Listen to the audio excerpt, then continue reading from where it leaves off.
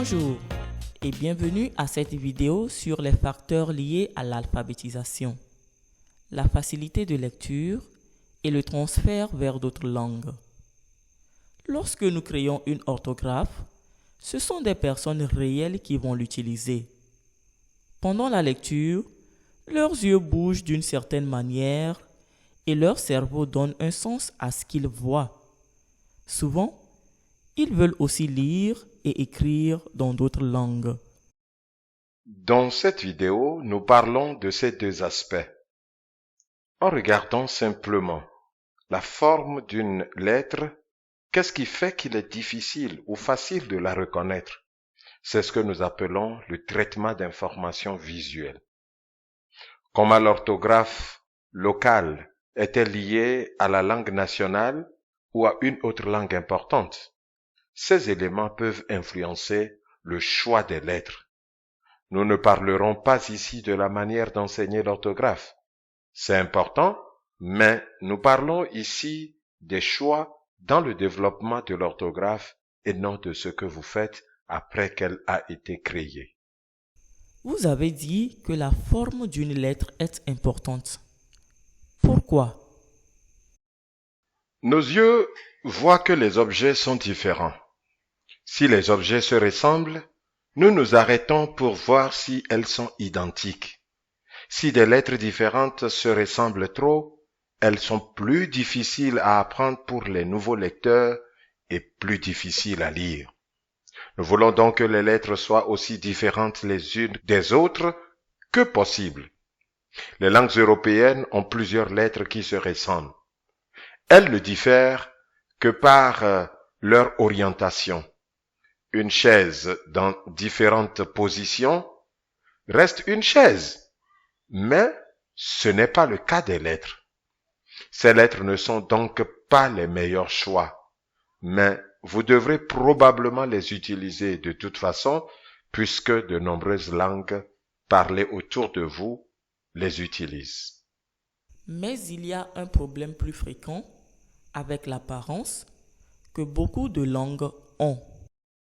Oui, ce problème concerne les diacritiques, c'est-à-dire des marques supplémentaires au-dessus ou au-dessous de la lettre.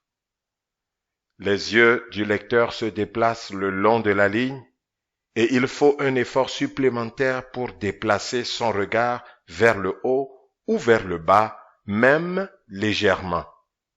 Il est donc facile pour le lecteur de ne pas voir ce qui se trouve au-dessus ou au-dessous de la ligne et les diacritiques rendent la lettre plus difficile à reconnaître. C'est vraiment mauvais si vous avez plus d'un diacritique sur une lettre, comme ceci par exemple. C'est un désastre. Vous avez parfois besoin de diacritiques, mais essayez de n'en utiliser que quelques-uns, pas beaucoup.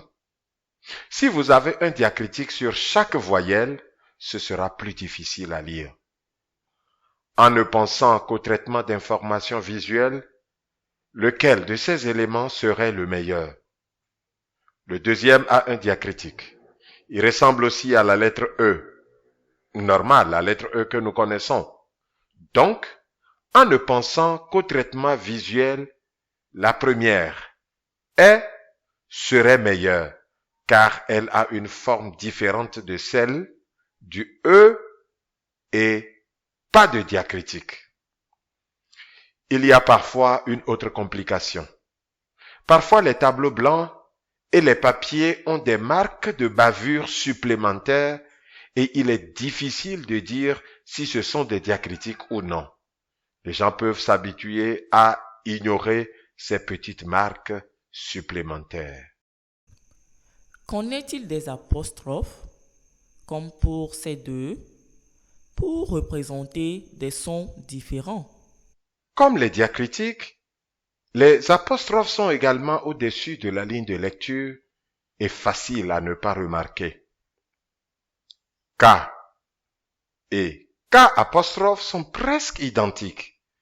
Il est facile d'oublier de les écrire différemment.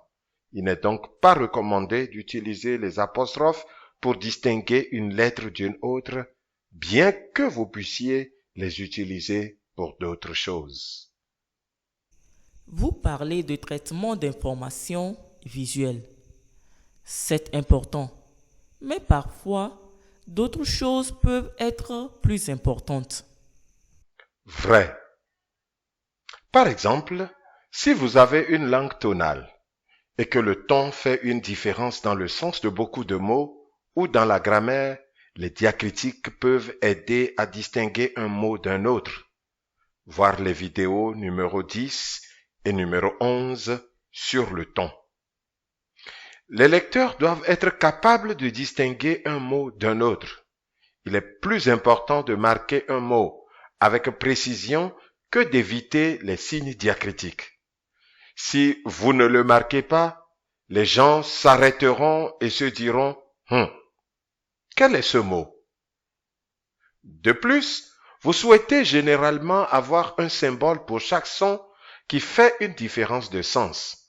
Mais si une voyelle ou une consonne est très rare, il peut être acceptable de ne pas la représenter. Et si des personnes différentes disent les mots différemment, quel est le lien avec la facilité de lecture? Parfois, les gens disent les mots différemment parce qu'ils parlent des dialectes différents. Voir la vidéo numéro 8 sur les dialectes. Il y a aussi d'autres raisons. Voici 2 conseils à ce sujet. Premièrement, les langues ont 2 types de mots, les mots grammaticaux et les mots lexicaux. Les mots lexicaux sont des choses comme nourriture, tête, arbre. Les mots lexicaux sont aussi des actions comme frapper, manger, courir. Parfois, les langues ont d'autres types de mots lexicaux. Les mots grammaticaux sont différents.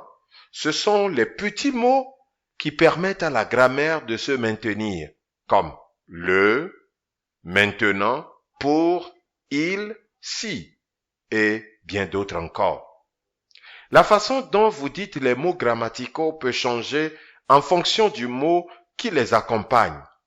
Par exemple, dans les parents et les enfants, le S se prononce différemment.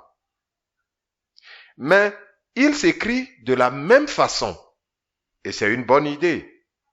Épeler les mots grammaticaux, les écrire de la même façon tout le temps, même s'ils sont prononcés différemment dans certains cas. Ok. L'autre conseil. Une autre raison pour laquelle les gens prononcent les mots différemment est que les langues changent au fil du temps. Parfois, les personnes âgées et les jeunes prononcent les mots différemment. Dans 30 ans, la langue sera comme les jeunes la parlent aujourd'hui. Nous voulons que l'orthographe soit utilisée à ce moment-là. Alors, veillez à ce que l'orthographe représente la façon dont les jeunes parlent aujourd'hui. Bien sûr, le respect des aînés peut vous pousser à faire le contraire, c'est-à-dire représenter la façon dont les personnes plus âgées parlent. Il ne s'agit donc pas de règles rigides, mais de quelques idées auxquelles l'on doit penser. Je vois que le fait de savoir comment les gens lisent peut affecter les décisions en matière d'orthographe. En outre, les gens veulent souvent lire à la fois dans leur propre langue et dans la langue nationale. Tout à fait. Apprendre à lire dans une langue, puis apprendre à lire dans une autre langue, s'appelle le transfert. Le transfert vers une langue nationale ou à partir d'une langue nationale peut affecter l'orthographe de la langue locale. D'abord, notez que la lecture ne s'apprend qu'une fois. Cela signifie que les compétences de base de la lecture, savoir qu'une lettre représente un son, que l'on commence en haut de la page, qu'on lit de gauche à droite, etc., ce sont des compétences que l'on n'apprend qu'une fois. Il est plus facile de les apprendre si vous les faites dans votre langue maternelle. Nous voulons que la première expérience de lecture soit aussi facile que possible. Aujourd'hui, de nombreux locuteurs de langue locale savent déjà lire la langue nationale, même si leur propre langue n'a pas été écrite. Comment cela affecte-t-il les décisions en matière d'orthographe? C'est important. Pour aider ces locuteurs à passer à leur langue locale, l'orthographe de la langue locale doit autant que possible utiliser les mêmes lettres que la langue nationale. Vous pouvez également utiliser le même ordre de liste alphabétique ainsi que les mêmes règles de capitalisation et de ponctuation si possible. Cela aidera les lecteurs qui connaissent la langue nationale à lire plus facilement leur langue maternelle.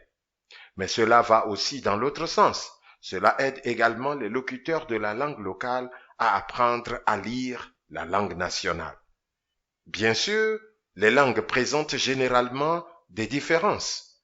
Une langue a peut-être un son que l'autre n'a pas, mais beaucoup de choses seront identiques et lors du choix des lettres, il est bon de les faire ressembler à la langue nationale. Un cas particulier est celui où la langue nationale a un son que la langue locale n'a pas et où la langue locale emprunte des noms à cette langue nationale. Dans ce cas, vous pouvez inclure une lettre dans l'orthographe locale qui n'apparaît pas dans les mots locaux.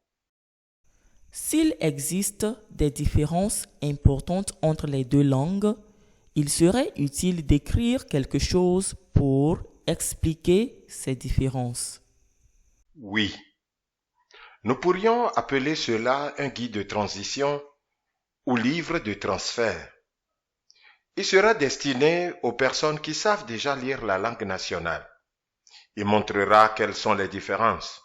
Ce sera un livre différent de ceux qui sont faits pour les nouveaux lecteurs. Par ailleurs, tant que nous parlons de langue nationale, n'oubliez pas que le gouvernement peut avoir des réglementations concernant les nouvelles orthographes et que vous devez vous renseigner à ce sujet. Comme d'habitude, il semble qu'un conseil peut nous amener à aller dans une direction et qu'un autre conseil nous conduise dans une autre direction. Oui, c'est comme la vie en général. Vous devez réfléchir à plusieurs facteurs et décider lesquels sont les plus importants. Par exemple, comment écrire le son ch? Pour rester simple, nous ne parlerons que de deux choix, C ou TCH. La lettre unique C est visuellement simple et facile à lire et nous ne l'utilisons pas pour autre chose dans notre langue. Mais TCH n'est pas toujours trop compliqué visuellement et la langue nationale utilise TCH. Il y a aussi une question d'identité. Est-ce que les gens veulent que ça ressemble à la langue nationale ou pas? Lequel de ces facteurs est le plus important? Des groupes différents peuvent donner des réponses différentes. La plupart du temps, vous devrez changer ou réviser une orthographe après sa première étape. Oui, presque toutes les orthographes devront être révisées. Voir la vidéo numéro 5 sur les étapes d'une orthographe. Toutes les idées de cette vidéo doivent être prises en compte lors de la révision d'une orthographe et pas seulement au début. N'oubliez pas non plus d'observer la façon dont les gens écrivent. Cela peut souvent vous indiquer ce qu'ils pensent. Est-ce que cela fait une différence dans la planification de l'orthographe si les gens sont de nouveaux lecteurs ou s'ils ont beaucoup d'expérience? Les nouveaux lecteurs ont besoin de toute l'aide qu'ils peuvent obtenir. Il faut donc orienter l'orthographe vers les nouveaux lecteurs autant que possible. Mais au fur et à mesure que les gens lisent et écrivent, ils lisent différemment. Ils ne lisent pas lettre par lettre, mais ils apprennent à reconnaître des mots entiers. Au fur et à mesure que les lecteurs acquièrent de l'expérience, ils peuvent cesser d'écrire certaines choses que les nouveaux lecteurs trouvent nécessaires, comme les diacritiques par exemple. Le type de support de lecture fait également une différence. Si une personne écrit un message sur son téléphone à quelqu'un ou une note manuscrite, il est moins important de suivre toutes les règles orthographiques. En effet, la personne qui le lit connaît le sujet et la personne qui l'envoie. Mais pour quelque chose qui est publié, que ce soit la Bible ou un autre livre, il est important de suivre les règles de près. Terminons par les grandes questions dont nous avons parlé ici. Qu'est-ce qui rendra la lecture plus facile? Qu'est-ce qui rendra l'écriture plus facile? Qu'est-ce qui facilitera le transfert de la lecture vers d'autres langues? Il est important de réfléchir à tout cela et de décider ce qui est le plus important pour vous.